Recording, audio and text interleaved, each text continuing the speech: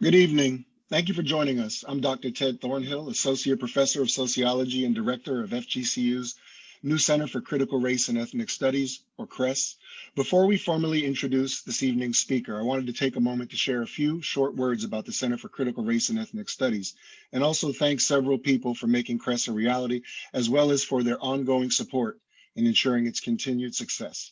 The vision of the Center for Critical Race and Ethnic Studies is to meaningfully advance racial justice in communities and organizations, including nonprofits, businesses, government agencies, and schools in Southwest Florida and beyond. CRES advances its vision by drawing together in an intellectual community a multidisciplinary group of FGCU faculty and students committed to the critical study of race and ethnicity in the United States and globally. CRES promotes and supports research, dialogue, collaboration, community engagement focused on advancing intersectional racial justice. I am confident that in the coming years, with the strong support of the university and the community, that CRES will do extraordinary work and serve as an enduring resource to truly transform Southwest Florida into a more racially equitable and inclusive place to learn, live, love, and work. I'd now like to thank FGCU President Mike Martin, Provost Dr. Mark Rieger, former Provost Dr. Jim Lorenz, and Associate Provost Dr. Tony Berenger for their enthusiastic support for the Center for Critical Race and Ethnic Studies. I would also like to thank Dr. Marianela Rivera, Assistant Professor of Spanish and Chair of the CRES Speaker Series Committee, for managing the logistics of this evening's event. Finally, I'd like to thank our co-sponsors, the MLD Office, the Multicultural Leadership and Development Center, and the Office of Institutional Equity and Compliance. And with that, I'd like to introduce Dr. Delphine Graw, Associate Professor of African American Literature and CRES faculty affiliate, who will introduce this evening's speaker, as well as moderate the question and answer portion that follows. Thank you. Good evening, everybody. It is an immense pleasure today to introduce Dr. Reiland Rabaka, Professor of African American and Caribbean Studies in the Department of Ethnic Studies at the University of Colorado Boulder. He also has faculty affiliations with the Department of Women and Gender Studies, Humanities Program, School of Education, College of Media, Communication and Information, and College of Music at the University of Colorado Boulder. Additionally, he is a research fellow in the College of Human Sciences at the University of South Africa. His research areas and teaching interests are in Black radical history, Black radical politics, Black social movements, Black popular culture, and Black popular music. He is the author of more than 50 scholarly articles, book chapters and essays, and more than a dozen books, including Du Bois' Dialectics, Africana Critical Theory, Against Epistemic Apartheid, Webb Du Bois and the Disciplinary Decadence of Sociology, and so many more. He has been the recipient of numerous awards and honors, including funding from the National Endowment for the Humanities, the National Endowment for the Arts, the National Science Foundation, the National Museum of African American History and Culture, the National Museum of American History, the Smithsonian Institution, the Eugene M. Caden Book Award, the Sheikh Anta Diop Book Award, and the National Council for Black Studies Distinguished Career Award. He has conducted archival research and lectured extensively, both nationally and internationally, and he has been the recipient of several community service citations, distinguishing teaching awards, and research fellowships. He is, as you can see, an amazing, prolific author, but he is also a published poet, spoken word artist, and musician, and if I dare to say, one of my very inspiration. And I had the chance to meet him as a graduate student, and he was one of the leading light inspiring me to pursue this field. And so before I leave you with him, I just wanted to start by a little passage from a preface from one of his books on the Negritude movement, in which he writes, "Poetry is trying to make right what so many others have gotten wrong. Poetry is present when we improvise in our everyday lives. Poetry is the culmination of all those random acts of compassion and loving kindness that we perform when they are least expected." I hope that you find the poetry in today's talk and leave empowered to extend random acts of compassion to build strategic alliances to fight so many of the isms that plague our society. It is an immense honor. Please help me welcome, even though for everybody it will be silent, Dr. Reiland Rabaka. Wow. Merci. Thank you so much, Dr. Gra. Thank you so much. So very, very much. Incredible, incredible, incredible. I'm not used to hearing people throw my words back at back at me, but I am so deeply, deeply, deeply touched. Wow, where to begin? Let me begin also by thanking Dr. Marianela Rivera. Thank you so much for being so incredibly kind, so generous, so gracious with the invitation. Dr. Ted Thornhill, wow, thank you so much again for this invitation and for putting me on. I really, really appreciate it. I want to get right into the lecture part of this so that we can have some dialogue. So this is all about setting up a framework. And if you will, I'd like to share my screen. Let's see if I can do this without my teaching assistants present. Okay. Dr. Grive, y'all can see my screen. Can you give me a thumbs up or emoji? Let me know. Yes, you're good. We can see your screen. Okay, here we go. All right, so I'm gonna get right into it. So title of my lecture today is the Black Lives Matter movement. And I want to begin. Every movement needs a catalyst, a spark, an event that captures and conveys people's lives and struggles and draws them out from their isolation and alienation and ultimately fuses them into a collective force committed to social, political, and economic transformation. No one could have predicted that Trayvon Martin's murder would be the spark that led countless organizers, activists, artists, and anti-racist allies to politicize and mobilize a new movement, the Black Lives Matter movement. Even though African-American women have been central to this movement, and even though African-American women have experienced the racial violence of the police and the criminal justice system, most often when people think of Black protest movements and the leaders of those movements, they mostly think of African-American men such as Martin Luther King and Malcolm X during the Civil Rights Movement, and Huey Newton, Bobby Seale, and Stokely Carmichael during the Black Power movement. Most high-profile police brutality cases have a male lawyer or male preacher or male civil rights leader at the forefront, basking in the limelight as the most visible face and voice of the movement. Of course, grandmothers, mothers, and other women in the lives of the usually male victims are heard from, but the activism has been seen as male-led and organized. That is, until the unapologetically Black, radical, queer feminist politics of the founders of the Black Lives Matter movement, Alicia Garza, Patrisse Khan-Cullors, and Opal Tometi. When the media and onlookers ask why African-American women have played such a central role in the Black Lives Matter movement, they obviously reveal their ignorance of women's contributions to the long history of the Black protest movement. From Maria Stewart, Harriet Tubman, Sojourner Truth, and Frances Ellen Watkins Harper's leadership during the abolitionist movement, to Rosa Parks, Ella Baker, Fannie Lou Hamer, and Septima Clark's leadership during the civil rights movement.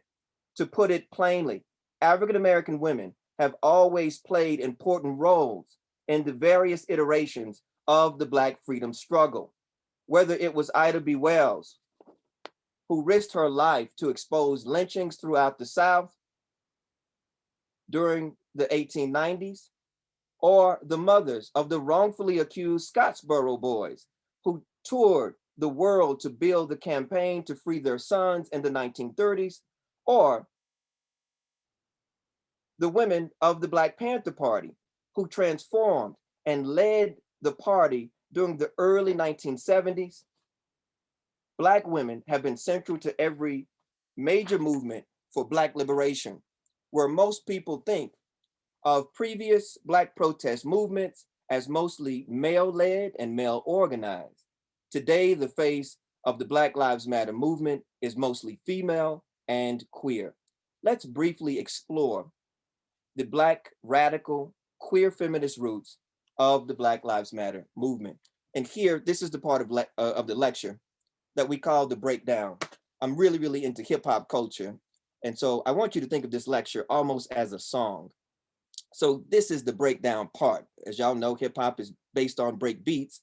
So this is the breakdown. So this is where we really want to sort of provide a framework so that we can understand the origins and the evolution of the Black Lives Matter movement. In order to understand this movement, it's going to be very important for us to take on some of the historic, right? Some of the previous Black feminists and Black queer feminist figures that really have influenced the modern day Black Lives Matter movement. And that first great figure would be Angela Davis. Angela Davis made significant contributions to and serious critiques of the civil rights movement. She critiqued the moderatism of the civil rights movement. She also critiqued the Black Power movement, particularly for its machismo and masculinism, and the women's liberation movement. She was very critical of white feminists' anti-Black racism. So again, look at how she not only contributes, if you will, to these movements, but she has a critical relationship with these movements.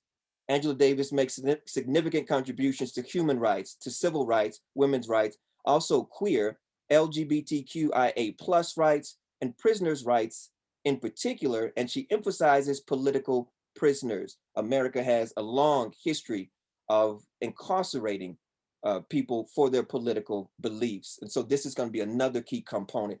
But BLM draws, right, from Angela Davis, all of these different aspects. And so that's going to be really, really important for us to bear in mind. Next, it's not simply Angela Davis's politics, but it's also her autobiography. And so note within the movement, Black Lives Matter movement, we already have what's called movement memoirs. There are a lot of people who are writing about their own unique lives and struggles within the Black Lives Matter movement. And so these are two of the key autobiographies that have influenced particularly the women, but everybody, myself included, in the Black Lives Matter movement. So the autobiography of Angela Davis and Assata, an autobiography. This is going to be really, really important to understand the pride of place that we give to Black people speaking their own special truth, and Black women in particular being able to speak their own special truth to this world. And so autobiography has a very special place within African-American literature.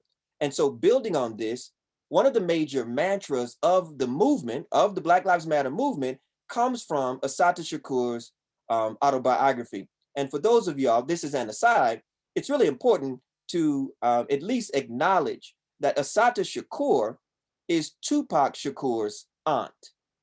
So again, there's a biological connection from the Black Power movement and from the Black women's liberation movement to the hip hop generation. So this is Tupac Shakur's aunt, Assata Shakur.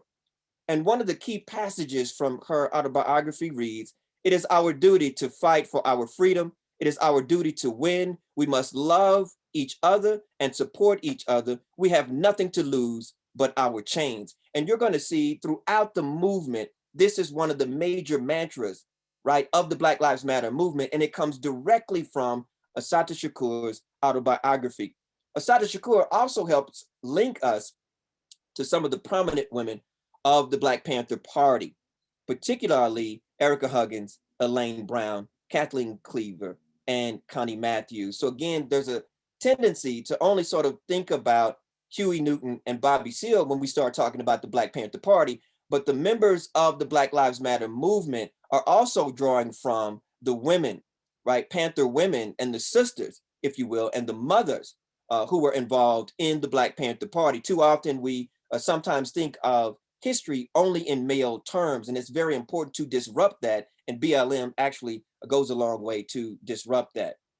It's important to understand the influence of the Black Panther Party on the Black Lives Matter movement, and we all are familiar with the Black Panther Party's 10-point program. But there are a couple of things in particular I want to go through. And so you can clearly see here that number 2, we want full employment for our people. We all know that within BLM, the whole notion of a livable wage is one of the key things for the movement. If you look at number 4, we want decent housing, fit for shelter of human beings. Again, this is something, again, that has been handed down to BLM. Number 5, we want education for our people that exposes the true nature of this decadent American society. We want education that teaches us our true history and our role in the present day society. And then if you go down here, something directly handed down to BLM from the Black Panther Party. We want an immediate end to police brutality and murder of Black people, right? Very, very key, very, very key to understand this. And then if you look at number 8, we want freedom for all Black men, Black people held in federal, state, county, and city prisons and jails. So again, you can clearly see the influence of the Black Panther Party on BLM. And so next we move from, so we've gone from Angela Davis to Assata Shakur to the women of the Black Panther Party, and some of the reasons, right, or excuse me, some of the major contributions that the Black Panther Party have made to BLM. And now we go to the Combahee River Collective. This is one of the most electrifying organizations of the women's liberation movement, but it's also one of the organizations within the women's lib movement that's often erased or rendered invisible. And so again, when a lot of times when people start talking about the women's liberation movement, they erase Black women's participation in and contributions to the women's lib movement. But the Combahee River Collective, absolutely incredible. A couple of key points about them. This organization existed between 1974 and 1980. And this first bullet point, CRC, the Combahee River Collective, emphasizes that Black women's experiences cannot be reduced to either race or gender, but have to be understood on their own intersectional terms. Goes on to say, it is difficult to quantify the enormity of the political contributions made by the Combahee River Collective, especially Barbara Smith, her sister, Beverly Smith, and Demita Frazier, because so much of their analysis is taken for granted in feminist politics today. In the 1970s,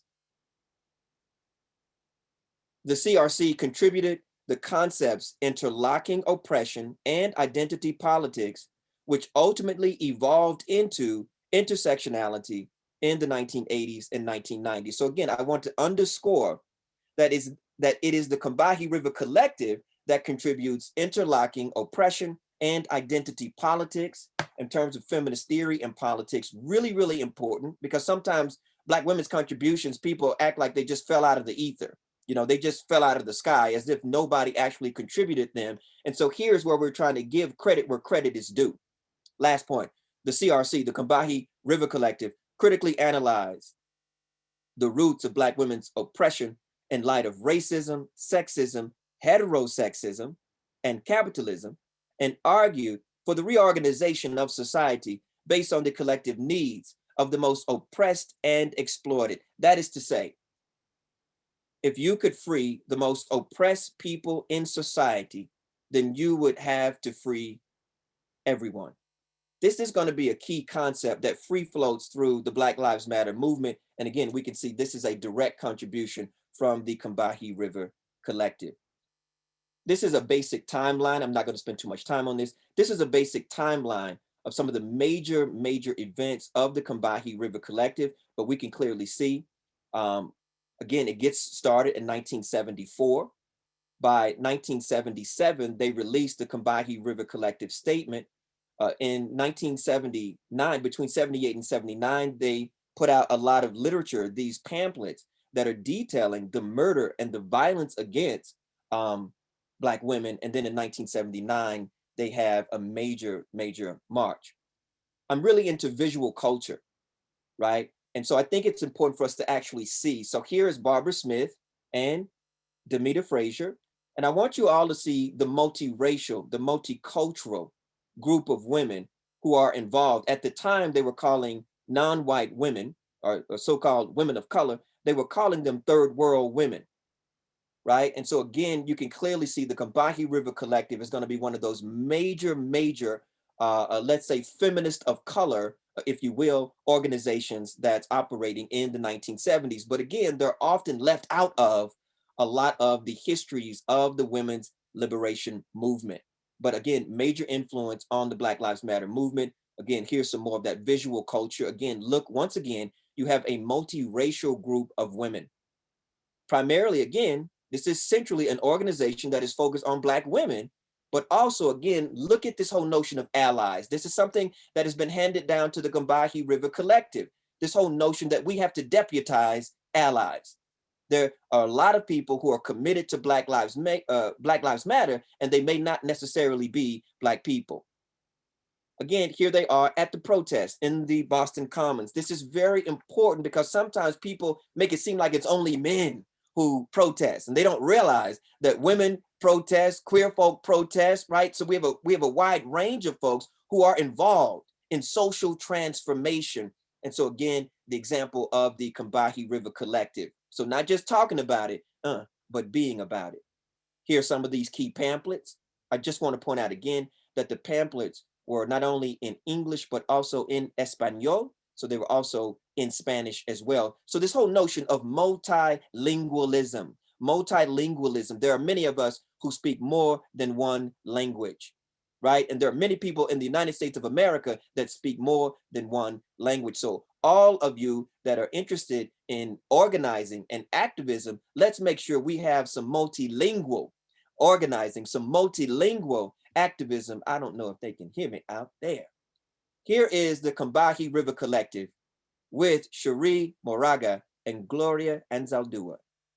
I'm talking to you all about Black and Brown unity. I'm talking to you all about women of color, non-white women getting together, right? The ways in which they were organizing, right? And involved in activism in the 70s and going into the early 80s. It is these kinds of organizations. It is these very non-white feminists of color who have most influenced the Black Lives Matter movement. So again, I'm really interested in a key concept of the Black Lives Matter movement, which is solidarity, right? Solidarity. So again, you can clearly see from this picture here, this emphasis on solidarity. But here is Barbara Smith, Beverly Smith, right? With Cherie Moraga and Gloria Anzaldúa. Key here.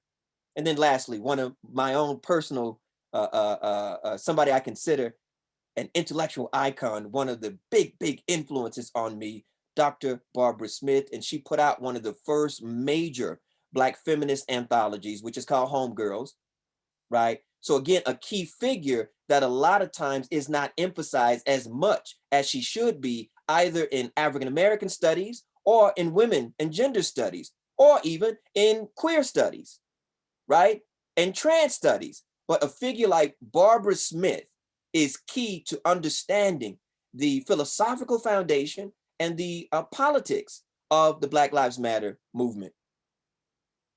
And so from here, I want to just lay out, here is for me, the key statement of the Combahee River Collective. This is a key passage from the Combahee River Collective statement. It says, the most general statement of our politics at the present time would be that we are actively committed to struggling against racial, sexual, heterosexual, and class oppression, and see as our particular task the development of an integrated analysis and practice based upon the fact that the major systems of oppression are interlocking.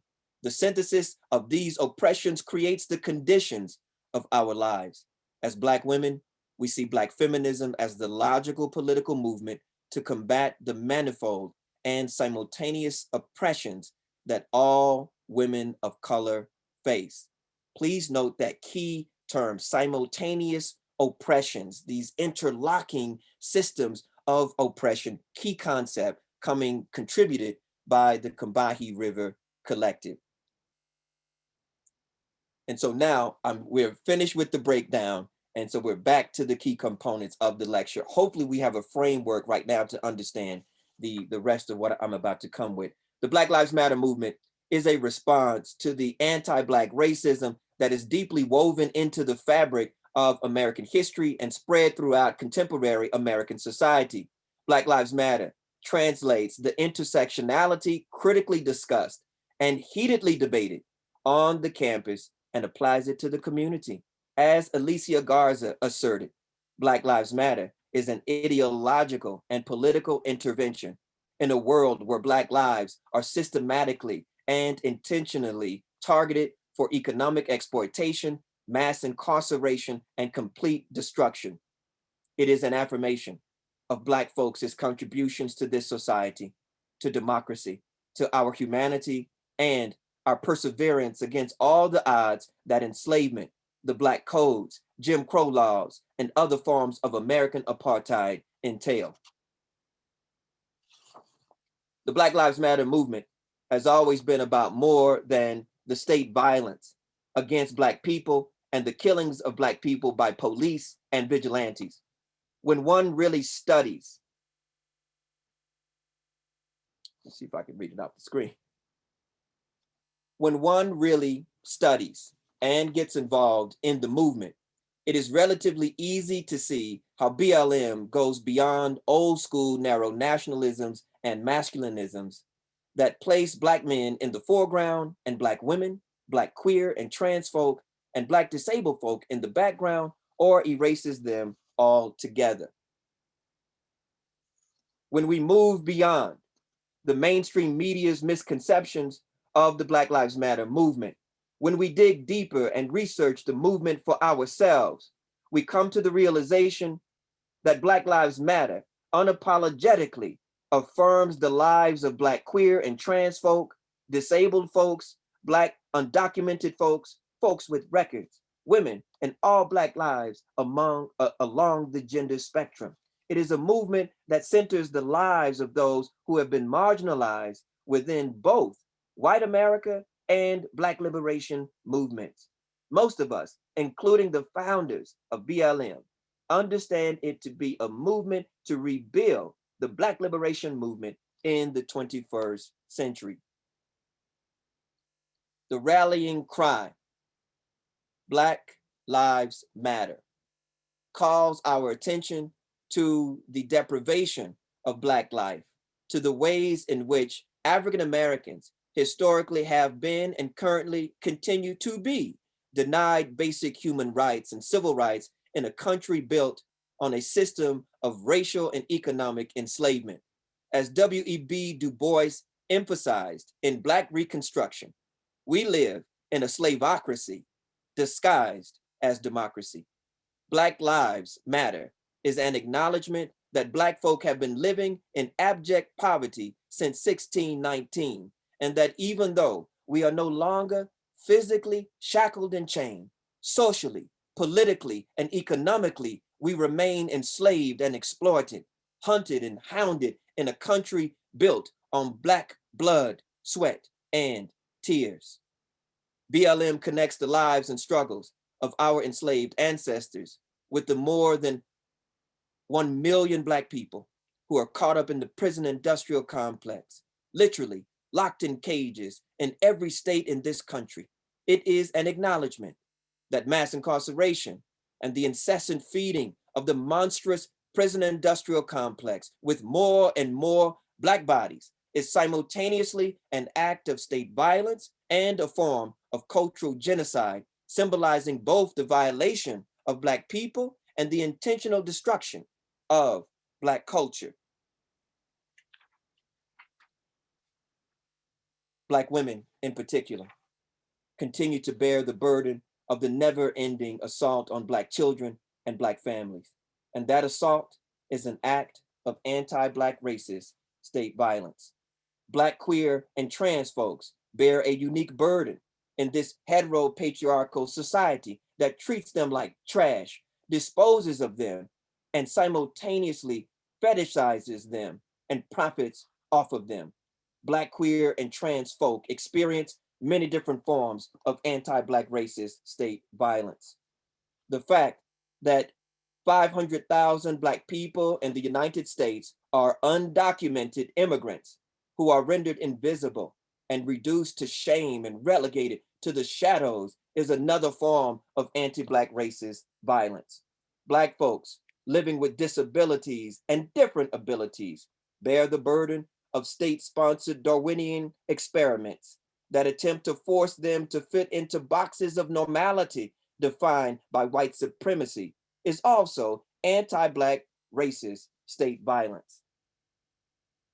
The fact that African Americans' entire history in America is littered with enslavement, exploitation, and racial segregation should enable us to see that instead of American benevolence, Black folk have consistently experienced American state violence. The Black Lives Matter movement is not only about America, and it is not only about the lives and struggles of African Americans.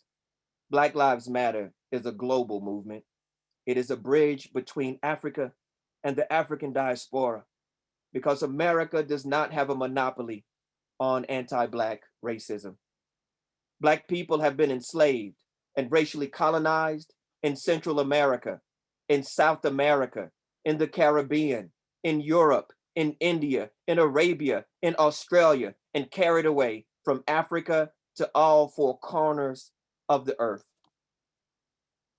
Consequently, even though the Black Lives Matter movement started in the United States, it is in fact an international movement, indeed a transnational movement crossing national borders and social and political boundaries. BLM is also committed to making sure that the full range and reach, the creativity and complexity of all Black lives actually matter. The movement is committed to acknowledging and honoring the lives, struggles, and leadership of the most marginalized among us, including but not limited to those who are women, queer, trans, gender nonconforming, formerly and currently incarcerated, poor and working class, differently abled, undocumented, and immigrant. We must be intentional about amplifying the particular experience of racial, gender, sexual, and state violence against women, queer, trans, gender nonconforming, and intersex folk. The Black Lives Matter movement is committed to combating patriarchy and heteropatriarchy and queerphobia and transphobia just as much as it is to police brutality and white vigilante violence against Black people. The movement is committed to mental health and wellness, to immigrants' rights, to the abolition of the prison industrial complex, and to the abolition of the military industrial complex. BLM is committed to equal access to education and healthcare, to food justice, to animal rights, and the preservation of plant life, and to open and honest conversation about climate change and environmental racism and their devastating impact on Africa and the African diaspora. There can be no liberation for any of us if we do not center and fight for those who have been marginalized and exploited. This brings to mind something that Audre Lorde said in Sister Outsider when she wrote, "I am not free while any woman is unfree, even when her shackles are very different from my own. And I am not free as long as one racially colonized person remains chained, nor is any one of you." In other words, and to build on the Combahee River Collective's contributions, when Black people get free, everybody gets free. When we say Black lives matter, we are not saying that other folks' lives do not matter. No, absolutely not. All we are saying is that within the world of white supremacy and taking into serious consideration African-American enslavement, the Black codes, Jim Crow laws, and ongoing American apartheid, Black liberation is inextricable from, is intertwined with all other struggles for human liberation and social transformation. In other words, without all of us acknowledging the dehumanization of Black people and consciously contributing to the rehumanization of Black people, none of us can really decolonize ourselves and rescue and reclaim our humanity, and even more importantly, evolve what it means to be human in the modern moment. Given the disproportionate impact state violence has on Black lives, we understand that when Black people in this country get free, the benefits will be wide-reaching, transformative, and healing for society as a whole. When we are able to end the racial criminalization and mass incarceration of Black people, when we end the economic exploitation and hypersexualization of Black people, when we end the malnutrition and miseducation of Black people, every single person in this society, indeed, every single person in this world has a better chance of getting and staying free, of growing and developing to their full potential. It is as simple as this, and I repeat, when Black people get free, everybody get free. Why? Because within the hierarchy of white supremacy, Black people are on the bottom. They occupy the lowest rung of the social ladder. This is one of the reasons we believe Black people and our anti-racist allies should embrace Black Lives Matter as a principle and also as a form of radical, decolonial, transformative, and healing politics. We are not saying that Black lives are more important than other lives, or that other lives are not criminalized, oppressed, and exploited. To be clear, we are in sincere solidarity with all oppressed, exploited, and racially colonized people who are fighting for their liberation. And indeed, we know that our histories and destinies are intertwined.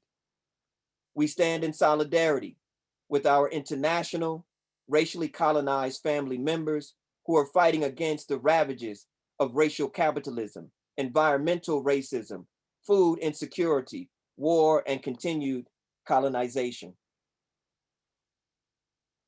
We also stand with undocumented and immigrant people all over the world, but especially here in the United States.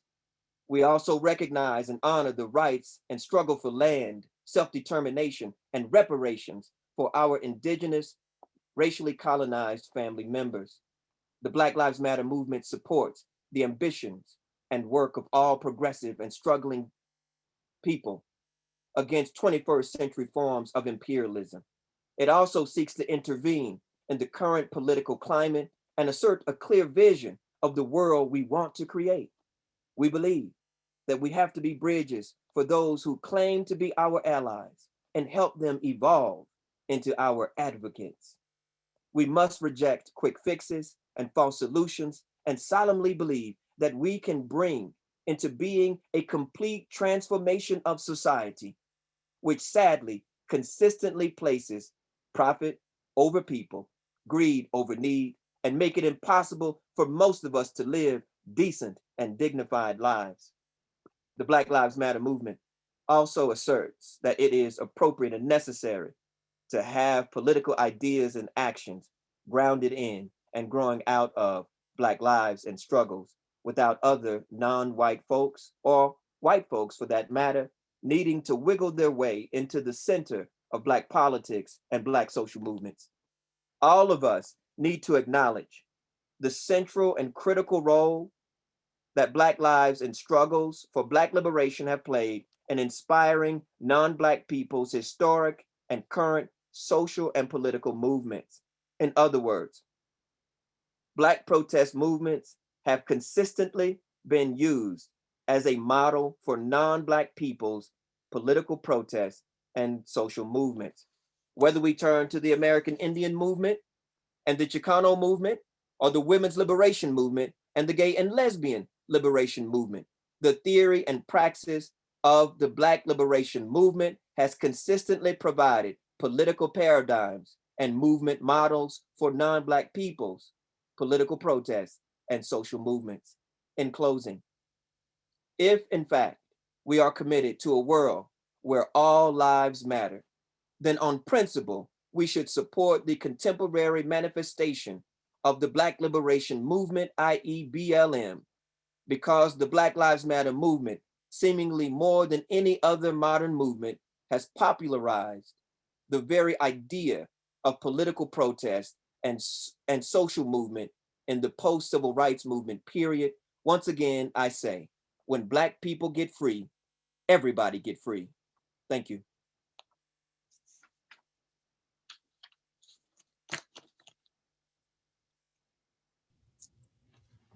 Thank you so much, Dr. Rabaka. I think this was very impactful for everybody present. And I know you couldn't see us, but I'm sure a lot of people like me were nodding along. We already have questions appearing in the Q&A, so the conversation is already started. But for those of you that do not know, you do have the function to enter your questions in the Q&A, and then I will be more than happy to share them with Dr. Reiland Rabaka. So thank you again. You spoke so eloquently, I think, about the relationship between the Black Panther Party and BLM. And I was wondering if you could speak more about the ways that media has played a role in the misrepresentation of the goals of both movements as a way to undermine in their respective era the social progress that those different groups were trying to put forward. And a follow-up question that one of our participants was asking, which is connected, which is, how might we counter the negative press that BLM receives from cable news outlets, talk radio, and social media, which has many Americans thinking that BLM is threatening, dangerous, or violent group? Are we losing the information war? What are the strategies? You obviously educated, I think, a lot of people today, but what else can be done in order to address this misrepresentation? I love these questions. I want to thank you for the questions. Let me begin by saying what we're doing right now is a campaign against the misinformation against our movement, against the movement, if you will. And so I think that anybody that's taken the time to come here today and to have some critical dialogue about the movement, understanding that we don't have to agree on everything. Dr. Gra, I don't know if you just heard me. We don't have to agree on everything, right? We can have different strategies and tactics. And in fact, I want to live in a world where we have lots of different strategies and tactics for how we go about combating oppression. But at the end of the day, ask yourself, did the Black Panther Party combat oppression? Was the Black Panther Party anti-imperialist? Is the Black Lives Matter movement raising our consciousness? Now, it may not be doing it the way that you want to do it, but you get out there and do something, right? I mean, a lot of people want to move their mouth. A lot of people want to bump their gums against people that are actually out in the streets doing something, promoting change. And you got a lot of people that are spectating. They're going to sit around and they're going to watch what I do and then say, well, you know what? You didn't do that right, right? And so for me, I think it's really important for us to at least acknowledge what is being done. Now, if you want to do something different, I suggest you organize, mobilize, politicize. But let me go to the media part. The media part is this. BLM, just like the Panthers, has a very skillful use of being able to almost sometimes turn the media on its head. Professor Grott, every time we say Black Lives Matter, that's part of our messaging. See, we got, it's so deep. Every time they say the name of our movement, I mean, it just, that's why some people get mad, even if you just say Black Lives Matter, right? I know that some of my conservative colleagues, I know some of them might be on here, some of my conservative colleagues, University of Colorado at Boulder, they just say BLM. But I will never hear them say Black Lives Matter. That scares people. Listen, Professor Graff, the name of the Black Panther Party was the Black Panther Party for Self-Defense.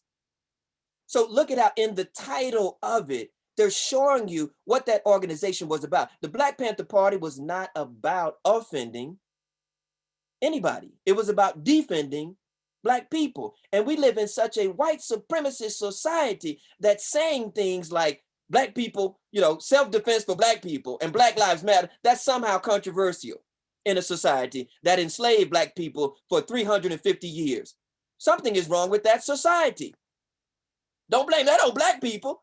But, you know, something is wrong with the founder. However they set this society up. If we have a problem in 2021, if people have a problem with us saying Black Lives Matter, if that's controversial, something is wrong with that society and not the citizens of the society. I'm just saying though, now, to speak more directly, and I know we got some other questions. Watch this. I know. Watch, just calm down. Okay, so Black Lives Matter skillfully uses the media because Black Lives Matter is a master of cyber politics. Black Lives Matter is a master of digital activism, online organizing, right? And so I think that that's one of the ways that we sort of message. Black Twitter, anybody? I mean, a lot of the messages that are coming through about the movement are coming actually through social media. So again, that's again, I mean, all the issues I have with social media, by the way. But again, we're sort of using what we have to get our messages out there. Now, the question takes us back to something that Edward Said said in Traveling Theory.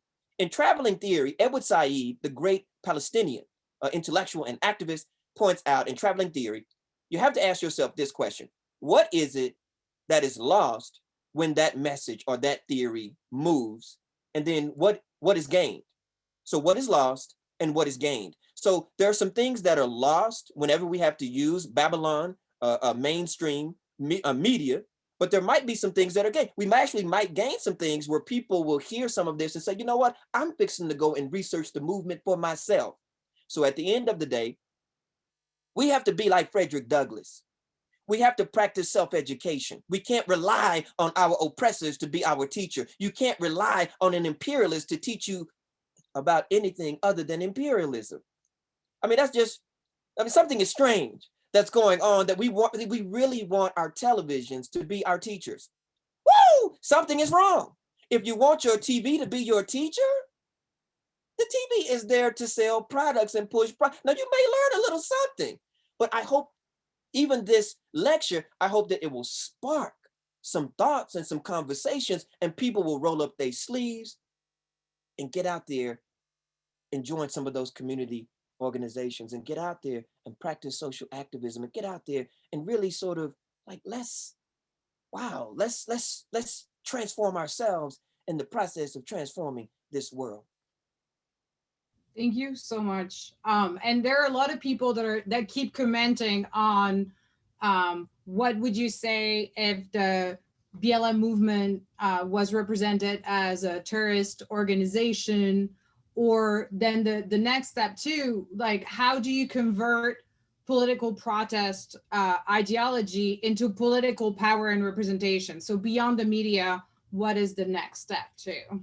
All right, so beyond the media, I think it's very important to understand that we have to call into question the word terrorist. Why is it that only brown people are considered terrorists, but nobody said that when Christopher Columbus came over here and committed genocide, Holocaust against indigenous people, Native Americans, I've never heard any of these people call Christopher Columbus a terrorist. All the people that put my ancestors on all these boats and carried us through the Middle Passage and enslaved us, I've never heard anybody refer to, I don't even hear anybody call them enslavers.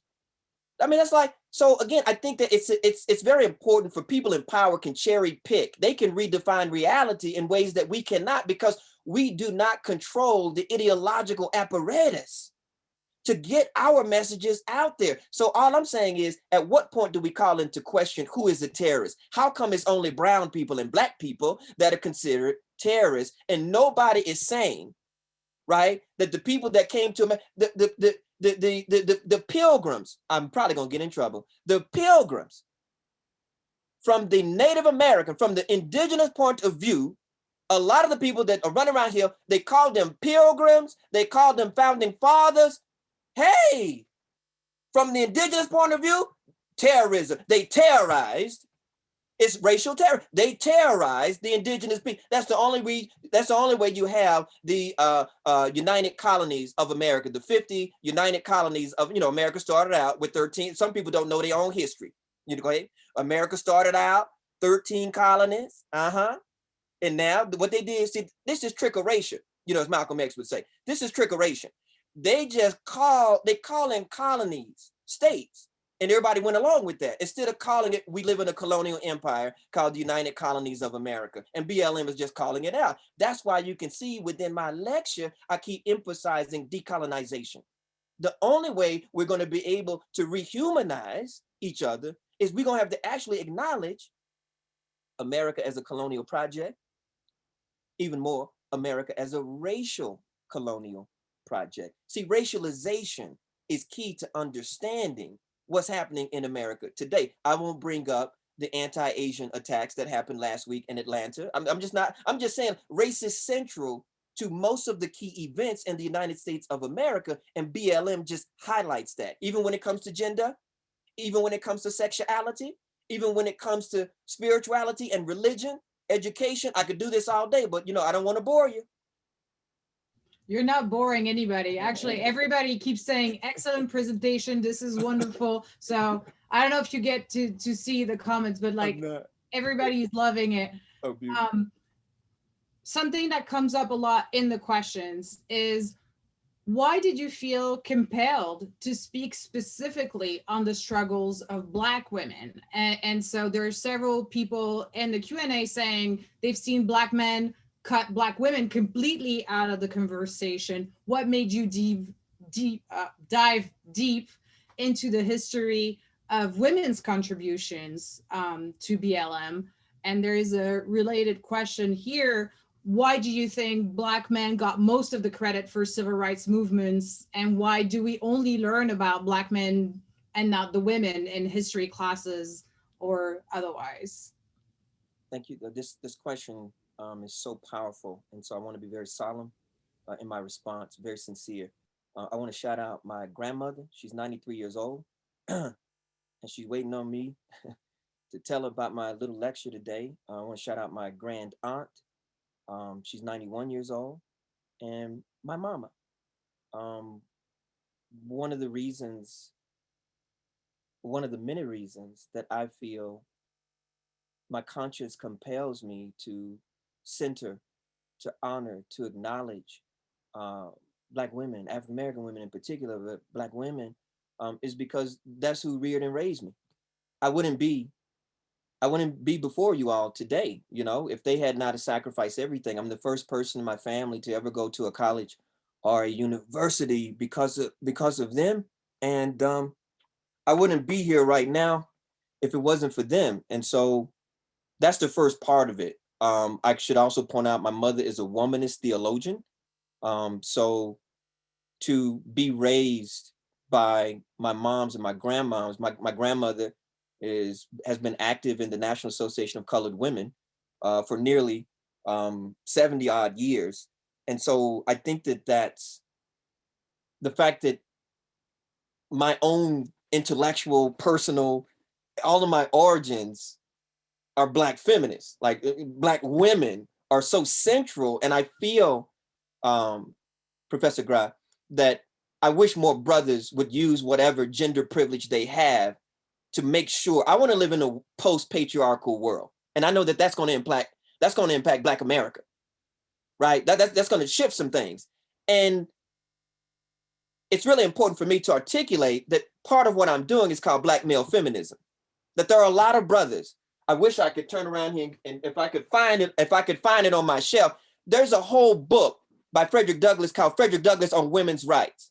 There's a long tradition of African-American men who have been deeply and profoundly committed to women's liberation, to women's decolonization, but Babylon does not hold them. They don't teach you nothing about them.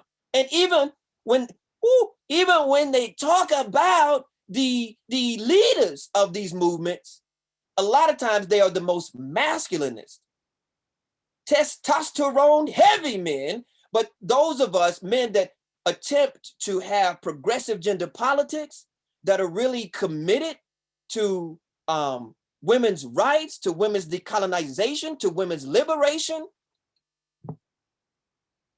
I'm like a fish out of water sometimes. I mean, I feel more comfortable hanging out with the sister soldiers, right? With the queer and the trans folk, because I think that they're more open-minded about the world that we actually live in and more progressive. See, I'm secure in who I am. I don't need to put anybody down in order for me to feel human, to feel good. Is something wrong? See, patriarchy is irrational.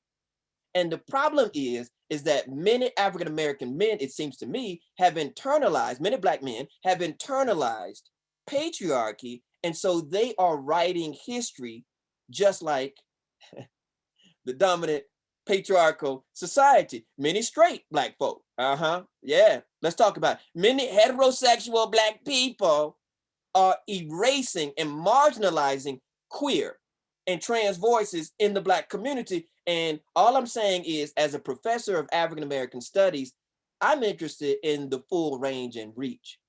I'm interested in the creativity and the complexity of Black lives and struggles, not just the ones that are socially acceptable in a patriarchal, in a heteropatriarchal, in a bourgeois society. There are a lot of different ways to be Black. There are a lot of different ways to be a Black organizer or to be a Black activist, right? And so for me, if in fact I say that I'm a professor of Black studies, I've got to be open to, I'm a human scientist. I'm studying human beings, and not all of those human beings are male. Not all of those human beings are straight or Christian or so-called able-bodied. I mean, there's a wide range. I mean, Black America is much more complex. It's much more creative than most people realize. And so for me, I feel very, very strongly that BLM actually allows us to have some deep, critical conversations about Black complexity, about the full range of Black humanity, that everybody's not middle class. In fact, let's keep it real. The majority of Black America is underclass and working class. If that's the case, how come we aren't turning more of our attention to the Black underclass and to the Black working class? And that is precisely and exactly what BLM is doing. And people saying, how is it that I'm focusing so much on the sisters in BLM? It's 3 women that started BLM, and they are savvy enough to know that their contributions were going to get co-opted by the charismatic male leadership model that Black America seems to have this love affair with during the civil rights period. I'm closing. During the civil rights period. It's really sad to me that most people know about Martin, Malcolm, Medgar, but they couldn't really tell you anything that Rosa Parks actually did once she got off the bus. They couldn't tell you very much about Ella Baker or Fannie Lou Hamer or Septima Clark or Ruby Doris Smith. I mean, I could do this all day. Gloria Richardson. I could do this all day now. I could stay out. I do this all day. We could just stay here. I just roll call. We can go backwards and forwards. I love this, right? I really, really love this. I feel very, very, very, very strongly about this. But all I'm saying is, as a radical humanist, I want to use whatever platform, whatever privilege I have progressively. And wait, just so you can see where I'm at.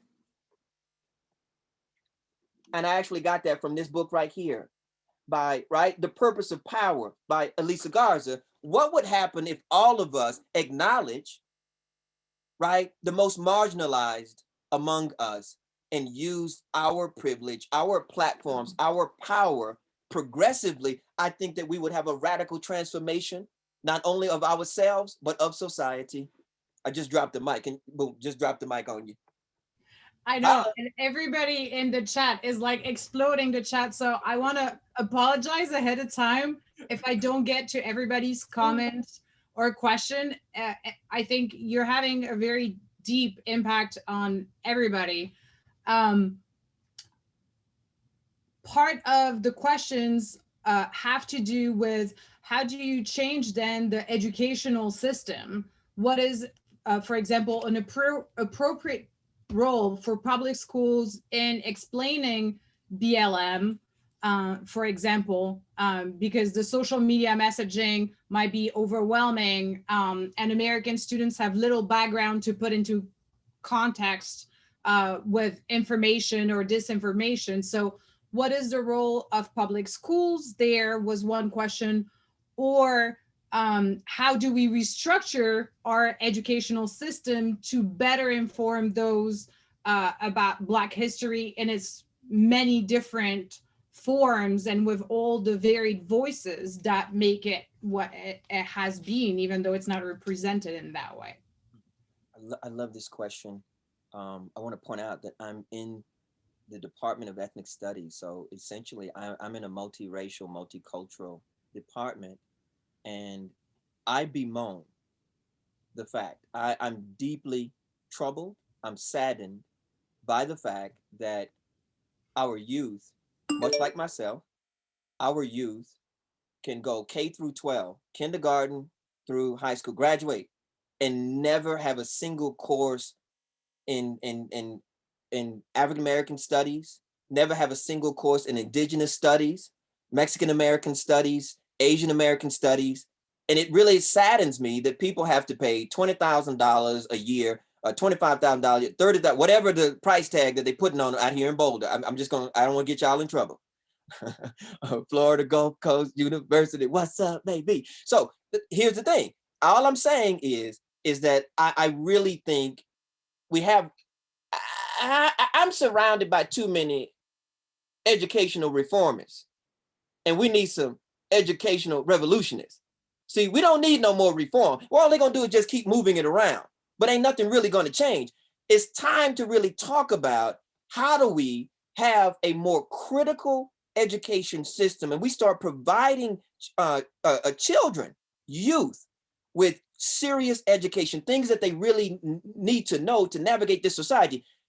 Professor Grai, did you notice why I really wanted to feature children? When I do a lot, I can't tell you how many K through 12s I speak in with respect to BLM. I can't tell you when I go to the marches how many children are right there, right? And we can break it. Did you notice that I actually broke it down? I stopped reading from the prompt, and I think that we have to do a better job of breaking some of this down. What are the key issues? How has BLM evolved since its beginning on July 13th, 2013, all the way up to today?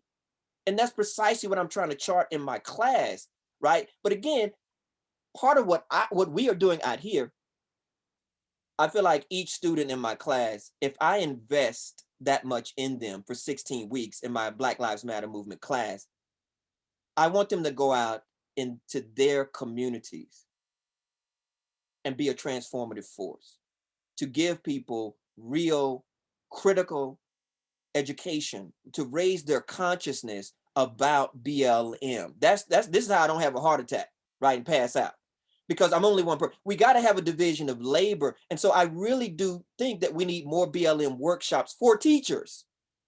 See, I don't blame the teachers. The teachers are stuck in a situation where they're teaching to the standardized test.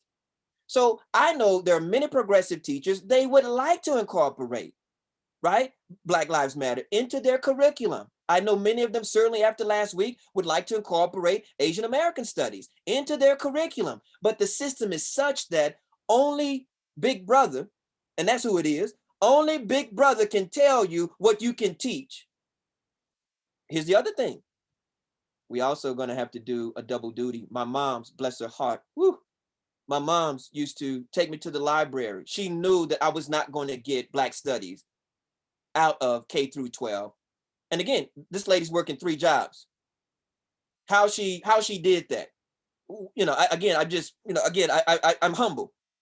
I'll do respect, right? But again, it's a double duty. But some of us know that what we're calling education is really white education. And so whatever your cultural background, welcome to America. Childish Gambino, this is America, huh? This is America, yeah. Welcome to America. The real deal is we're going to have to practice some self-education. Now, having said that, shout out to shout out to Chris. This is precisely why I am so excited about Crest at Florida Gulf Coast University. Now, anybody in Southwest Florida who really wants to know more about BLM, who really wants to know more about Caribbean studies, about Asian American studies, about Latinx studies, about Indigenous studies, go to the Crest. See, so I'm not putting it out on the community. Let's not blame the people for what Babylon, right, is not teaching them. We're gonna have to get out there. Now I'm talking about the university practicing community engagement. I'm also talking about, watch this. Now this is just me. Now Dr. Thornhill and Dr. Rivera did not ask me to say this. This also means the administration of Florida Gulf Coast University is going to have to sufficiently fund Crest to make sure that it can grow and develop. I know that Dr. Thornhill and Dr. Rivera are visionaries. Dr. Gra, I know that I know that you are a visionary, but visionaries need resources. Revolutionaries need resources. Am I right or wrong? Please tell me, am I right or wrong? Rescue me if I'm wrong. Even we need resources. And that's why I'm out in Boulder, Colorado. Yes, I'm in a very vanilla environment. 33,000 students, not even 500 Black students. I'm gonna say it one more time. 33,000 students, not even 500 Black. See, I'm like the African American. I'm like the Black Robin Hood. See, I take from the rich, woo, and give to the poor. I take from the rich and I give to the poor. So I take it from Boulder and I just try to spread it throughout Denver and Aurora and Montbello and Atlanta. Y'all can't hear me. Houston, Chicago, Detroit, New York. You know, I'll be there next week. New York, Los Angeles, California. What's up, DMH, right? Really important. So I do think that I hope that the universities, you see, the mission and motto of my field, African American Studies, is that we are supposed to take the knowledge from the campus and take the knowledge from the community. And we're supposed to be a bridge that synthesizes campus knowledge with community knowledge. And I know if Dr. Thornhill is watching, that's exactly what Crest is about. Am I right or wrong? We're supposed to be the bridge. Don't put that just on the community. Listen, our children need cultural education, just like the white children are learning about Plymouth Rock and the Pilgrims, right? And George Washington and Thomas Jefferson and all of them. Hey, we need to learn some things from our different cultural backgrounds. It's very, very important. I mean, a steady diet, not just one time, because you know how they like to tokenize brown people, y'all. You know, they like to tokenize. Like, well, I told you, I said, I name dropped Harriet Tubman. Why are you mad? I name dropped Martin Luther King. We got to make sure it's not a kind of tokenism. I love it so much when James Baldwin said, "I am not your Negro." Oh, did I just drop the mic again on him? Boom, there it is. You keep doing that. And I again, the chat is exploding. You have people's mind on fire, so I'm loving it. But I'm trying to keep it fairly organic. So please, people in the audience, bear with me. I'm not ignoring questions. I'm trying to follow the train of thought. So among the questions, one that I have is, we are also at a primarily white institution. And so in what ways can you see white faculty, staff, administrators meaningfully contributing to promoting racial justice on campus? That's the first part of the question. And then I'm going to try to bring another one, which is, what are your thoughts on the importance of critical race and ethnic studies courses, center programs, and departments? You already started touching on it, so I thought it might go well together. All right, so the first part of the question, BLM is very, very big. And again, these are my own personal thoughts as well.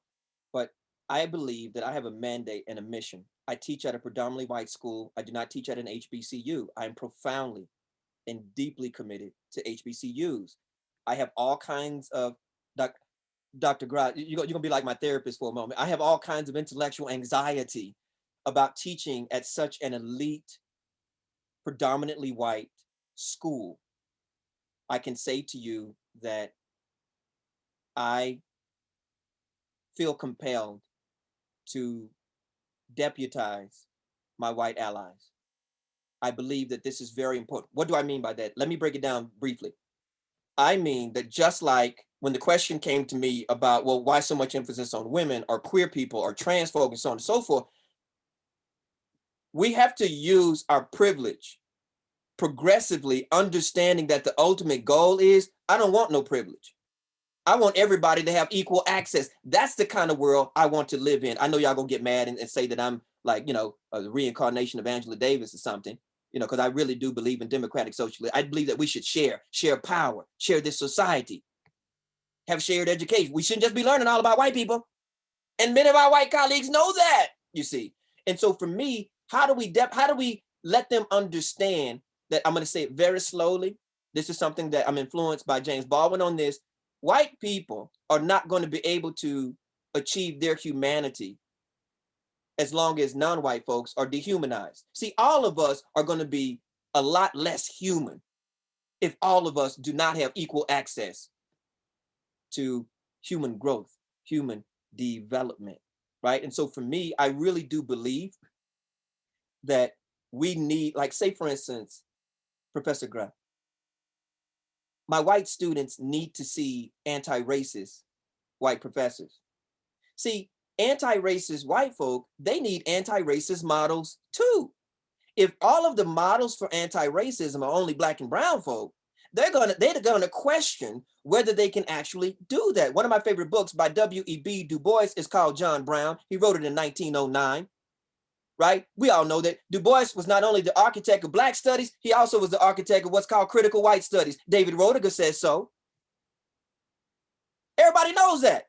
Du Bois understood that we have to develop a level of self-reflexivity in white folk. We've got to let them know whiteness is actually a race. So it's not like everybody else has race except white people. White folks are not racially neutral. Whiteness is not racially universal. Oh, I don't think they can hear me out there. Well, at least they don't want to hear me. Got wax in your ears. I feel like Talib Kweli, one of my favorite albums called Eardrum by Talib Kweli. So it's really important, though, to understand that they have a vested interest in all of us achieving our humanity. So that we have to ask ourselves some questions then.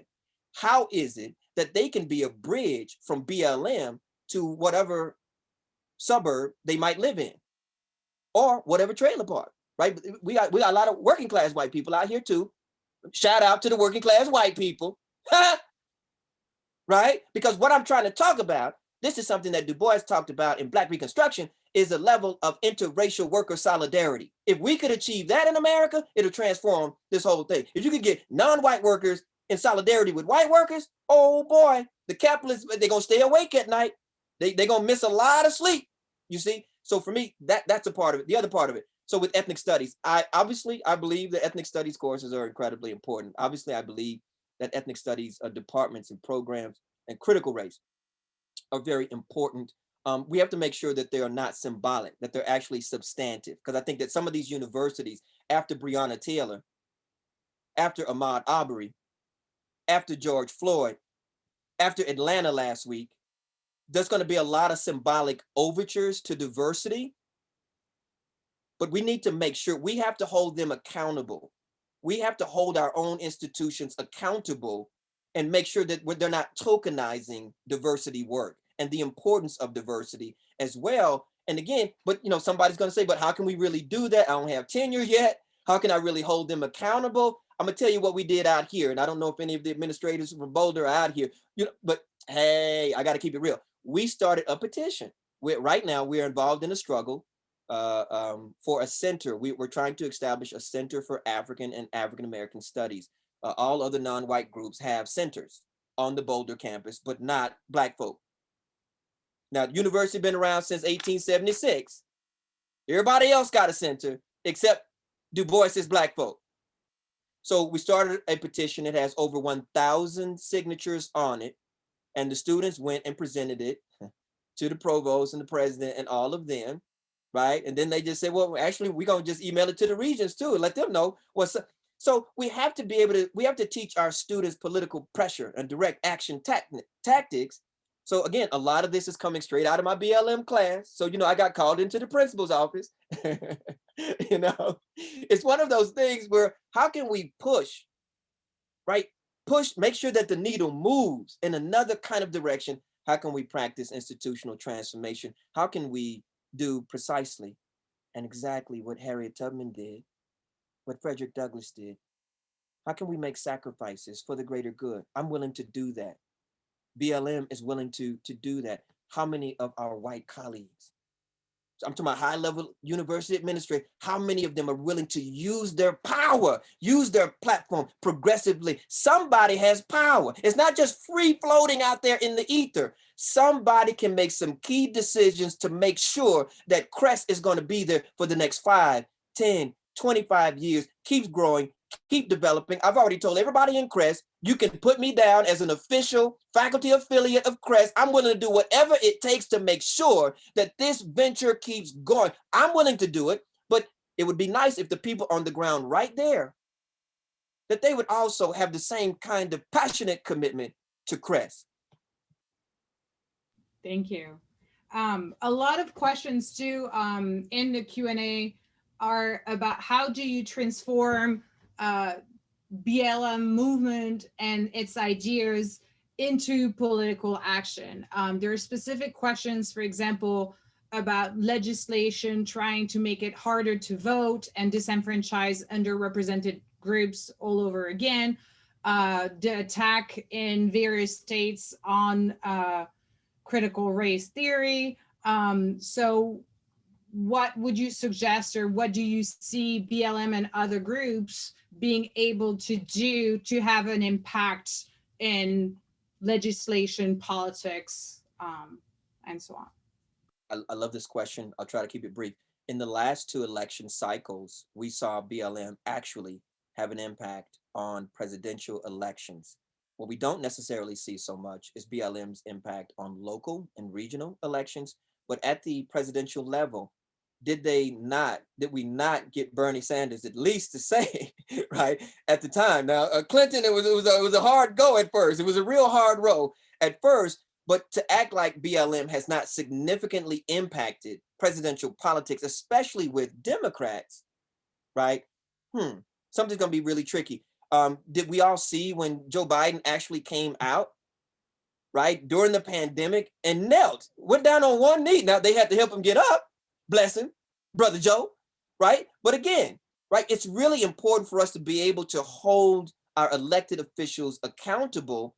And we all know that at the local level, it does seem like at the local and the state level, there are more local and state level politicians who are more willing to openly align themselves with BLM. And I mean more than just saying Black Lives Matter, right? So more than just saying it, it's like, well, how are your policies indicating that you truly believe that Black Lives Matter? And I think that's where this, sort of blocking Black and brown folk in particular from access to voting, you can clearly see the more and more you have what they call the browning of America. I can't make this stuff up. This is a real sociological thing. The browning of America, the more and more brown folk, become the actual voting majority, because we already know brown people are already the majority. Come on now, America, named after Amerigo Vespucci. But most people can't even tell you what this country was called before they named it after Amerigo Vespucci. Something is wrong with that education system. Don't blame the citizens, blame the system. And so again, I think it's really important for us to sort of think through, how is it that these politicians actually, their policies, their programs indicate that they're taking the racial criminalization of immigrants in the Southwest seriously?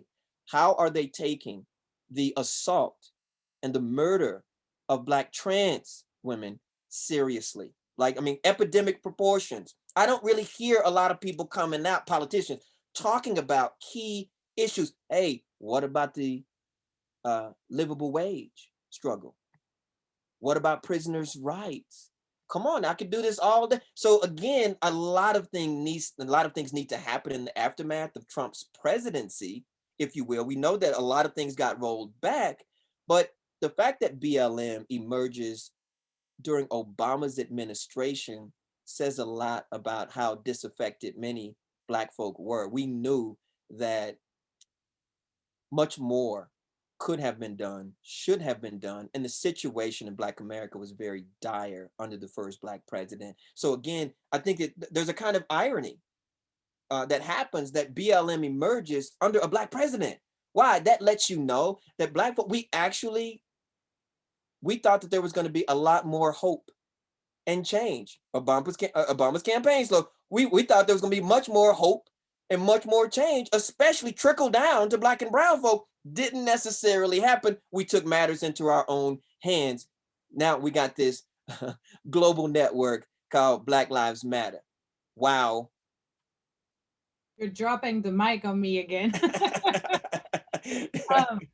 You just mentioned strategic alliances quite a bit in your last answer, and several people in the audience are mentioning that they're Mexican or they come from different underrepresented groups and had no idea about Latinx contributions to the Black Lives Matter movement, or people asking about what about Black Lives Matter in other countries, like India and others.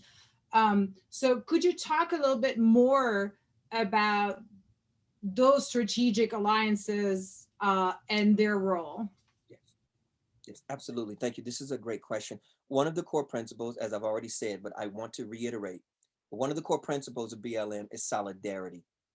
Our belief is that if we want people to be in solidarity with us, our lives and our struggles, we in turn have to be in solidarity with their lives and their struggles. Now, the criteria is it positive? Is it progressive? So when you're talking about racially colonized people, right, in South Asia, let's say India or Pakistan, and if you see the way that they responded to the murders of Breonna Taylor and George Floyd, that something happens. Like, I don't know, you're gonna have to be out of touch with your humanity if you can watch that and something doesn't happen inside of you. And so there were people all over the world who may have heard something about anti-Black racism, about anti-Black racist state violence in America, but to see it firsthand, something happened and there was just an outpouring of solidarity, right? I'm telling you, I lectured to a group in Korea, Koreans for Black Lives Matter, right? Hawaiians for Black Lives Matter, Mexicans, this is a real thing. You can go look it up, right? For Black Lives Matter. I mean, this is a really extraordinary thing. And so all we're saying is because one of the major platforms and one of the major programs of BLM is immigrants' rights, then it makes sense that BLM would actually align with many of our Latinx family who are struggling against a racial criminalization of immigration, which in Latinx studies they call crimigration. They literally have criminalized immigration. When white people was coming through Ellis Island, nobody criminalized underclass and working class white people when they was coming to America. Only when you start getting brown people disproportionately coming into America, their own country, by the way, this is their own ancestral land. Let me say that. Like, we got this deep concept of Atlan, right? So again, this is really important. Also, they want you to see that I'm only able to sort of make a lot of these connections because I'm also seriously reading Chicanx history, culture. I keep up with the Chicanx, contemporary Chicanx struggle as well. I'm also hip to Asian American radicalism, and I don't need to bring up the American Indian movement. Wow, the American Indian movement, right? And all the indigenous rights work that is happening. And so I think that if Black people, if we want people to be in solidarity with us, we also need to find out what is it that other people are struggling against, and how can we align? How can we have, I'm going to use political science terms, how can we have coalitions and alliances, right? Coalition, short term. So we're going to get together for one event, right? I know that everybody at CREST, everybody at the Center for Critical Race and Ethnic Studies at Florida Gulf Coast University, again, we saw this going into it as a coalition. But now I done got out here and I feel so at home and I'm about ready to sop my biscuit take my shoes off and listen to some of this, woo, Billie Holiday on y'all. I feel so good. I'm saying, well, maybe we should have an alliance. Maybe this should be a long term. Maybe we should have some ongoing conversation. This is precisely and exactly what is happening at the community level, and a lot of the community organizing and the community activism that I'm involved in. It's really important. Let me also raise this then. My conscience compels me to say that this is why an attack on Asian America should concern all of us. If we're really saying, right, that we are committed to the lives and struggles of the most marginalized among us, an attack on any of us is an attack on all of us. We have to be in solidarity, right? I've marched right alongside many Asian Americans who are right alongside of us marching during BLM protests. I marched right alongside many Latinx, right? Many indigenous folks, right? Many progressive white folk. So again, this movement, it's not biological. It's a revolutionary thought and praxis. That's what's more important to us. Thank you so much. And by the way, if you feel at home, just know that everybody's embracing you. They're all asking, where can we take his course? This is somebody saying this lecture is one of the best thing I have ever encountered at FGCU. Like mind blowing, like everybody is really, really thankful that you're part of the Crest family. So just know that. There are several questions about how do we connect climate change and environmental racism to Black Lives Matter, because here at FGCU, like there's a lot of focus on environmental sustainability, but what are the principles of Black Lives Matter movement and the ways that they can address environmental racism and food justice, for example? Okay. So again, anybody that knows the movement knows that this is a core principle of the movement, has been since day one. So BLM already has a environmental justice component, just like BLM has a food justice component. Some of y'all know that when many Black and brown communities were waiting on the United States government for stimulus and for support to just basically help them pay rent and food, BLM issued $1,000 BLM stimulus. This is what I mean. Go look it up. Now the media doesn't, popularize it, and whenever we do something good, they don't publicize it. They don't go out and run tell that. They don't go run tell, right? But it's very important to understand that in terms of BLM, environmental justice as a concept acknowledges the atrocious impact that a lot of these imperialist companies, these capitalist companies, they take from the earth, and then they dump their toxic waste and disproportionately in communities where there are Black and brown people. So the environmental racism, we know, look at Africa right now. With global warming, the Sahara is growing like at a faster rate than anybody could have ever imagined. Some people are saying, like at some point, Africa could just be a complete desert, right? Look at what's happening in Central and South America, right? I mean, so again, when you talk about the environmental impact, how is it that we live in the United States of America, and the United States of America produce anywhere between 65 to 70% of the world's waste? Now, if you look at demographics, look at how small the population is compared to the rest of the world. How is it? Look at the affluence. Look at there's just the unmitigated waste that they produce. And so we need to understand that there is a link between so-called Black studies and green studies, right? So environmental justice is really, really key. When we start talking about food justice, did you notice I dropped in my talk right along with miseducation, malnutrition? I was one of those kids who grew up in the projects who did not eat every day. I don't feel tight saying that anymore. We did not eat every day, right? Me and my brothers, we grew up in a situation where if we had like a little slice of bread, we would fold it in two. And we would imagine what we had between our two little slices of bread. We would imagine like one day when we get big and we can work, what we would be able to have in between our little bread, right? And so food justice is something that I take very seriously. And then we want to make sure people understand we're talking about quality food, not this synthetic stuff that is food stuff. See, it's food stuff. Food stuff is different than food. So this genetically engineered, I don't even know what you're eating. That was never a part of a real animal in the first place. But at the same time, a lot of times that's all our people can afford. See, they can't afford to go to Whole Foods and Trader Joe's and all of the bourgeois supermarkets, you know, and get the top grade organic food and the free range and all of that. They can't afford that. Something is wrong in this society that claims to be so democratic, so progressive, such a world leader. And we got people that are unhoused. We have people that are hungry, or we have people that are actually eating more food stuff than actual food. Something is wrong. And BLM actually speaks to all of this. And you all know Black Panther Party had a breakfast program. Am I right or wrong? I'm just trying to help y'all connect the dots. Don't get mad at me for knowing your history, for knowing it's Women's History Month. So that's another reason we're gonna focus on women.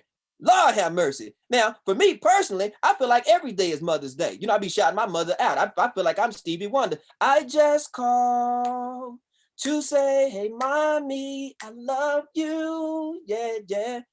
Right? And so for me, I think it's very important for us to honor and acknowledge the full range of our entire support system that includes the fullness of this earth, right? And so I'm also saying, I want to live my life in such a way that the earth is actually better because I live. I want to promote recycling. I want to promote sustainability. I want to promote this whole notion that this world, this earth is actually a garden. And we should act like gardeners, that we want to take care, we want to plant, right? And harvest. Like if we had that kind of mindset, it would be transformative. BLM actually emphasizes many of these principles, again, emphasizing our relationship. We all know that there are a lot of Black folk who really don't want to have nothing to do with no hiking, don't want to have nothing to do with being outdoors and all this different kind, because they forced our ancestors to work out in the heat for 350 years. It makes complete sense that some people would have a blockage, right? And so what we have to do is to repair our relationship with nature. I live about 15 minutes from Rocky Mountain National Park. I'll be out there most days, right? I'm hiking, going through, I see the elk and the moose and the deer, right? And the coyotes. I even saw a mountain lion one time. I don't want to talk about it because I'm traumatized. But I'm just saying, though, we have to sort of repair we can't let colonizers ruin our relationships with each other, with nature, right? So on and so forth. So very true. Thank you. And again, another mic drop. And everybody's like, this is the best lecture ever. They're loving you. As we're over time already, I'll just try to compress a bunch of questions into one. I think it's when there's, you know, a powerful conversation, everybody just wants to keep it going, but we want to be respectful of your time. So I guess I'm here for y'all. I'm here for y'all. I guess a way to kind of like compress several into one is to try to have our eyes on the future. So multiple people are asking what kind of books they can be reading. They're also asking, by the way, how they can take your courses, but also what kind of courses can we create to educate people better, as well as what's the future of activism and what should it look like? And I guess that will compile as much as I can in one question. Wow, that is so much in terms of y'all's brand new center, in terms of the curriculum. I'm a specialist, as you know, in social movements, political movements, cultural and artistic movements, and which is one of the reasons I did the book on the Negritude movement. I feel like it embodies, you know, both a cultural arts movement and a social and a political movement. I think that making sure that we move beyond the charismatic leadership model when we develop courses. So right now, I teach a course on the civil rights movement. I teach a course on the Black Power movement. I teach a course on the Black women's liberation movement, on the hip hop movement. Yes, the hip hop movement, not just hip hop, but hip hop as a movement is something very different. I'm also dropping the name of one of my books, which is called The Hip Hop Movement. Shameless plug. Anyway, so it's really important though that, so for me, BLM, oh, I also teach a course on the Harlem Renaissance. So I'm trying to get people to understand that it's only collectivities. It's only groups of people that sometimes really change the world. It's not just like individuals. It's only when we have unity. And so what I'm pleading for is for us to have diversity even within our unity. So we don't need to conform. You can still, I can just be as freaky and geeky as I want and still a member of the movement. See, I like that. That's the movement for me, you see. And so I would just suggest courses that are both historical, but also contemporary. Dr. Grant, I just told you that last semester, I taught my Harlem Renaissance seminar, but I also taught 150 students in my Introduction to Hip Hop Studies class. See, that shows the students the full range of critical race and ethnic studies. If you try to do everything in the past, they're going to think it's going to be hard for them to relate to it. And that's also then why I'm teaching BLM in the spring. After they go through that curriculum and they can understand some of like the course on the civil rights movement or the course on the Black Power movement or the course on the Black women's liberation movement, and then you have a course like BLM, they're saying, wow, I can clearly see what BLM inherited from those previous movements. And then they also have models. Models for what? Models for activism, models for organizing, right? Models for student, well, I don't want to get y'all in trouble, student leadership, student organizing, student activism. I'm very close with my students here. In fact, I feel closer to the students than I do to the faculty, because some of the faculty, bourgeois people in Boulder, not all, but a lot of them. And so for me, I think it's very important to make sure that as the center develops the curriculum, it has a full range, a complement of both content. Like say, for instance, right now we have courses on immigration, right? In terms of our Latinx studies program, it got waiting lists. We have waiting lists in the course because we're going to deal with race and immigration crime, the way that they criminalize immigration. Courses like that, to be perfectly honest with you, I think are really, really important to make sure that we have a complement of both historic and current. What was the other question? I don't, oh gosh, wait, what was the other part of the question? Sorry, I tried to pile too much. It's just, I know you have everybody so like impressed first, but also eager to learn more. And so I love this. That's why I'm trying to pack so much. But I guess the next question, people had just were asking for recommendations on what to read. Yes. And recommendations on how to build future activism. Okay. I'm going to, I don't know if y'all, I'm going to just go ahead and I'm going to cut and paste a lot of my required reading from my current BLM class, and I'll just drop some of that in the chat. Does that sound good? Yeah. I don't know if you can do it in the Q&A, but if you can, I'm sure people will love it. Wait, can I chat? Let's see. Otherwise, if it's not possible, we might be able to send it to the list through the center. Okay.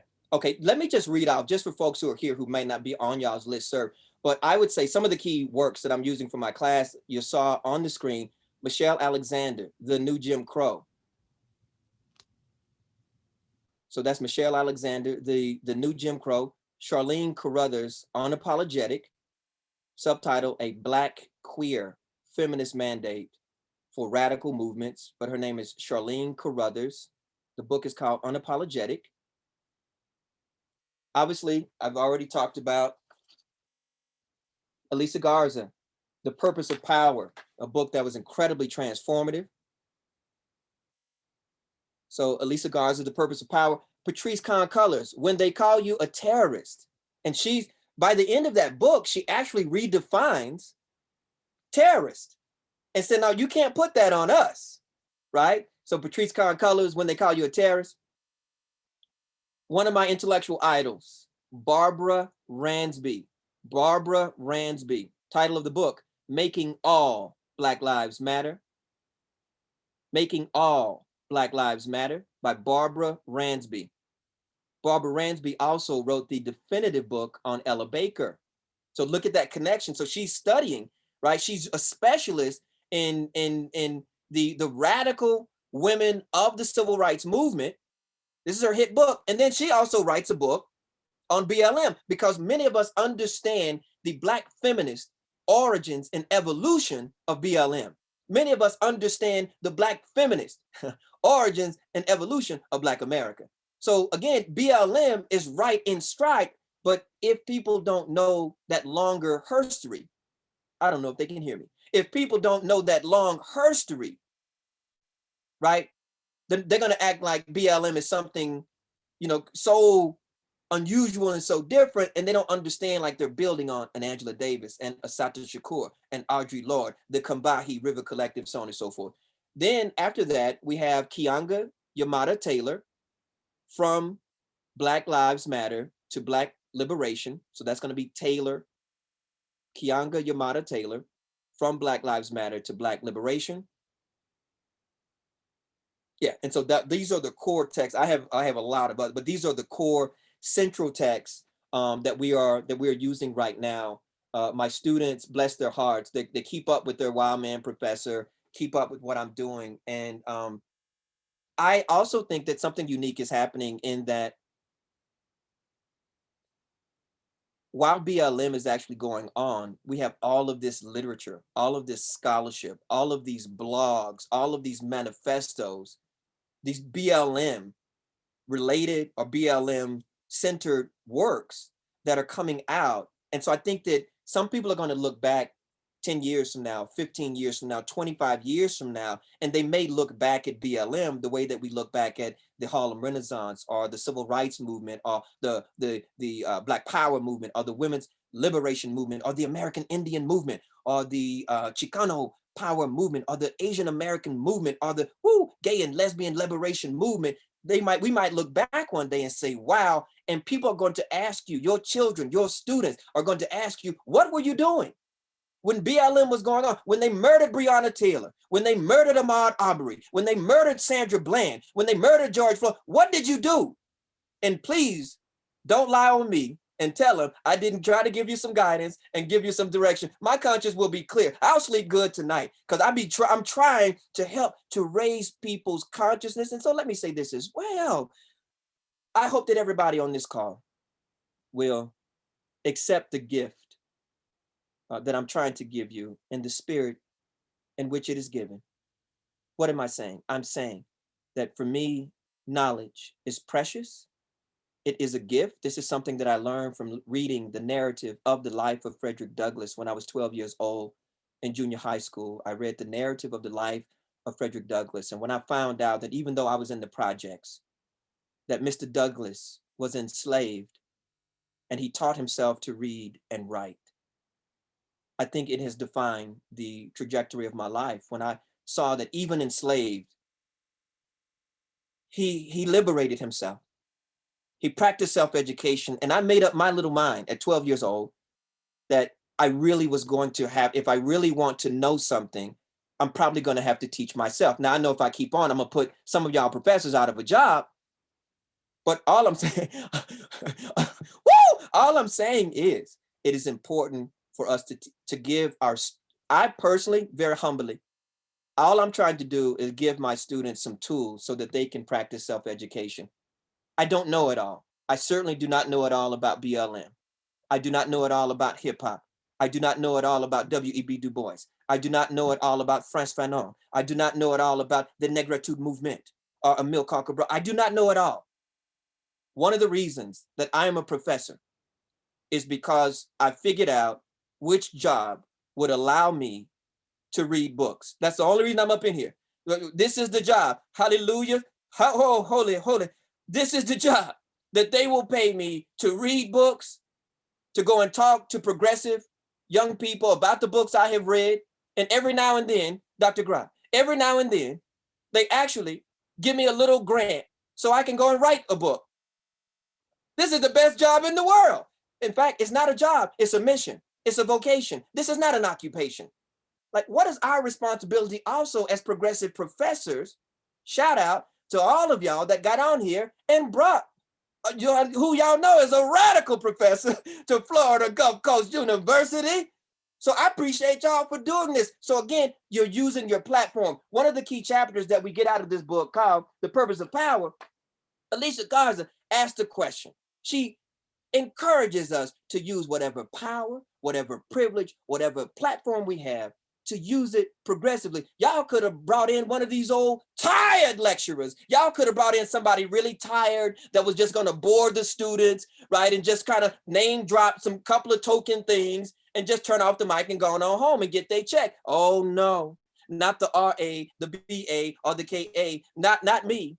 I came here because I really want to raise consciousness and because I know that there is a steady misinformation campaign about our movement. There's a miseducation campaign. If more people knew that at the heart of the Black Lives Matter movement was actually radical humanism, if more people knew that they would be welcomed into this movement. Now you have to love, honor, and respect, right? Acknowledge Black people. But when you do that, you're very welcome in Black America. See, we not like that. We don't do what the other people do. You're welcome here. Hey, this is something else. This is a different, qualitatively different kind of movement. That's a revolutionary love. See, some of these people, we're going to love them in spite of themselves, understanding that they're going to evolve, that we all are in the process of becoming. Shout out to Michelle Obama. Y'all know that was one of my favorite books recently, Michelle Obama, Becoming. So we're all becoming who we are. I'm not yet Reiland Rabaka, I'm only becoming. And this lecture I think has helped move me a little bit further down the road. And I needed a good swift kick in the bottom. So thank you very much for allowing me to humbly share some views on a movement that I believe is the most electrifying movement of our lifetime, at least of our current time, right? I hope that we keep on living and there'll be something even big and something even better, to be perfectly honest with you. But for right now, this is what we have. How can we use it progressively? How can we transform ourselves and transform this society? Thank you so much. I know there's only me, but I know everybody else is. Thank you. At least you get to hear some clapping. But look, the Q&A keeps exploding. People saying how inspirational you are, how much they're learning. And I know I felt that way 15 years ago when I felt I didn't even belong in a university. And so empowering each other and the radical love that you're talking about, that's at the heart of Black Lives Matter, that's at the heart of what you do. And that was also in the passage from your own book. I think that's something that we can carry with us and try to practice on a daily basis. I keep seeing people that want to learn more, that want to read more memoirs, more children's book, more history books. So thank you. I think you've lit the fire for a lot of people tonight. Thank you so much on behalf of CRES, but also me personally. I'm so humbled to be able to do the Q&A and be the voice for so many people that joined us today. We had close to 200 people that were just so excited to have you. So thank you, Dr. Reiland Rabaka. It's an absolute honor. I know I can speak for everybody because I've seen the comments. It's been an absolute delight and an enlightening experience for many. So thank you. For those of you that I didn't get to ask your question, I hope you will forgive me. There are so very many, but please feel free to contact anybody from CRES. And we'll be happy to share any of the recommendations that we'll have from Dr. Rabaka. So thank you everybody for coming tonight. Thank you again, Dr. Rabaka. This has been absolutely wonderful. Thank you. Thank you now. Take care, okay? Thank you.